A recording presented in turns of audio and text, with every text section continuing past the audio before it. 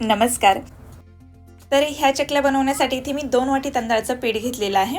तर इथे मी रेडीमेड तांदळाचं पीठ घेतलेलं आहे। तुम्ही तांदूळ गिरणीतून दळून आणून तेही पीठ वापरू शकता। त्यानंतर हे आपल्याला तांदळाचं पीठ व्यवस्थित असं चाळणीने चाळून घ्यायचं आहे। त्यानंतर ज्या वाटीने तांदळाचं पीठ घेतलेलं आहे ना, त्याच वाटीने इथे मी 1 वाटी बेसन पीठ घेतलेलं आहे। बेसन पीठ हे व्यवस्थित असं आपल्याला इथे चाळून घ्यायचं आहे। त्यानंतर या पिठामध्ये मी पाव चमचा हळद टाकलेली आहे। त्यानंतर पाऊण चमचा मिरची पावडर, तसंच थोडंसं हिंग ॲड केलेलं आहे।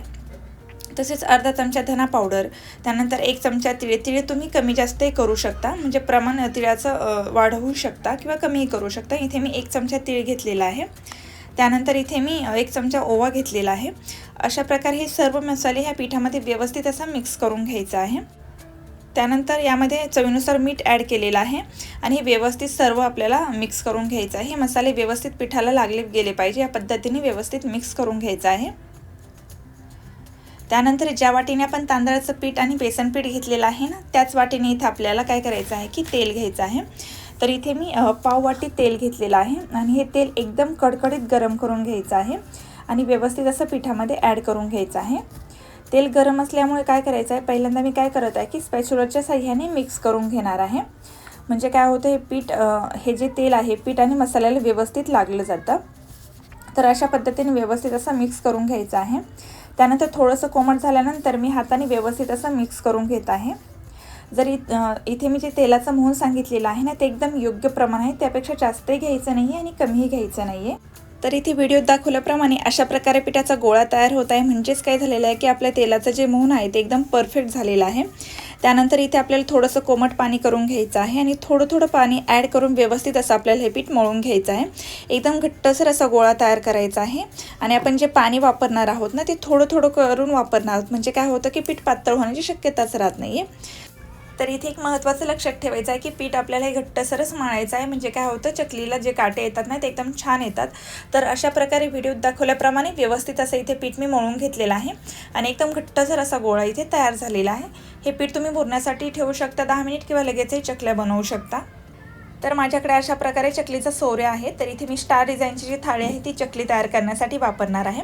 त्यानंतर या पिठातून अशा प्रकारे मी पिठाचा एक गोळा तयार करून घेतलेला आहे आणि पुन्हा पीठ एकदा व्यवस्थित असं मी मळून घेणार आहे।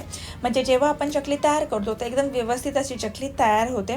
कुठेही चकली तयार करत असताना चकलीची तार तुटत नाही आहे। तर व्हिडिओत दाखवल्याप्रमाणे पीठ सोऱ्यामध्ये भरून घ्यायचं आहे आणि जी थाळी आपण घेतलेली आहे ती व्यवस्थित अशी ह्या सोऱ्याला लावून घ्यायची आहे आणि इथे मी चकली तयार करून घेणार आहे। तर चकली बनवत असताना इथे सर्वात महत्त्वाची टीप म्हणजे ज्यावेळेस आपण चकली तयार करतो ना, त्यावेळेस जो पहिला वेढा असतो तो एकदम गोल घ्यायचा आहे। म्हणजे काय होतं, ज्यावेळेस आपण चकली तयार करतो त्यावेळेस ती चकली एकदम गोल गरगरीत तयार होते। त्यानंतर इथे दुसरी टीप म्हणजे आपण जे वेढे घेतो ते एकदम जवळून घ्यायचे आहेत। जर हे वेढे घेताना आपण अंतर ठेवले तर काय होतं की आपण ज्यावेळेस चकली तेलामध्ये सोडू त्यावेळेस ती चकली तेलामध्ये सुटू शकते। त्यामुळे जे वेढे घेतो ते एकदम जवळून घ्यायचे आहेत। तसेच ज्यावेळेस आपण चकली तयार करतो तेव्हा साचा एकदम वरती उचलायचा नाही आहे, नाहीतर काय होतं की आपण जी चकली तयार करणार आहोत त्याची चकली तयार करत असताना चकलीची तार तुटू शकते। तसेच चकली तयार करून झाल्यानंतर चकलीचं जे शेवटचं टोक आहे ते जॉईन करून घ्यायचं आहे आणि जे पहिलं टोक आहे तेही व्यवस्थित जॉईन करून घ्यायचं आहे। म्हणजे चकलीचा आकार आहे तसाच राहतो आणि चकली तेलामध्ये सुटत नाही आहे। तर अशा प्रकारे इथे मी सर्व चकल्या तयार करून घेतलेल्या आहेत। चकल्या बनवून झाल्यानंतर इथे आपल्याला चकल्या तळून घ्यायच्या आहेत। तर त्यासाठी इथे मी तेल गरम करून घेतलेलं आहे आणि या तेलामध्ये काय केलेलं आहे की पिठाचा असा गोळा टाकलेला आहे आणि पिठाचा गोळा वरती येतोय पण करपत नाही आहे। म्हणजे काय झालेलं आहे, इथे आपलं मध्यम स्वरूपाचं तेल चकली तळण्यासाठी तयार झालेलं आहे। तर यात व्हिडिओत दाखवल्याप्रमाणे इथे मी चकल्या टाकून घेत आहे। तर इथे पाहू शकते चकलीला अशा बुडबुड्या आलेल्या आहेत। तर इथे लगेचच आपल्याला ह्या चकल्यांना झाऱ्या लावायचा नाही आहे। साधारणतः 1 मिनिटानंतर या चकलीला झाऱ्या लावायचा आहे आणि त्या पलटी करून घ्यायच्या आहेत। साधारणतः 3 ते 4 मिनिट ह्या चकल्या आपल्याला मध्यम आचेवर तळून घ्यायच्या आहेत। तर इथे पाहू शकता चकल्यांच्यावर ज्या बुडबुडे आलेले आहेत त्या एकदम कमी झालेल्या आहेत। म्हणजेच काय झालं आहे की आपली चकली इथे व्यवस्थित अशी तळली गेलेली आहे। तर इथे मी सर्व चकल्या तळून घेतलेल्या आहेत। तर चकल्या तळत असताना महत्त्वाच्या टिप लक्षात ठेवायच्या आहेत, त्या म्हणजे की ज्यावेळेस आपण चकली तळतो तेव्हा गॅसची फ्लेम ही मध्यमच ठेवायची आहे। कुठेही मोठी किंवा कमी करायची नाही आहे। जर गॅसची फ्लेम मोठी केली तर चकली वरून तळली जाते आणि आतून तशीच कच्ची राहते आणि गॅसची फ्लेम ही जर कमी केली तर चकली खूप तेल ओढू शकते आणि चकली कडक होण्याची शक्यता असते।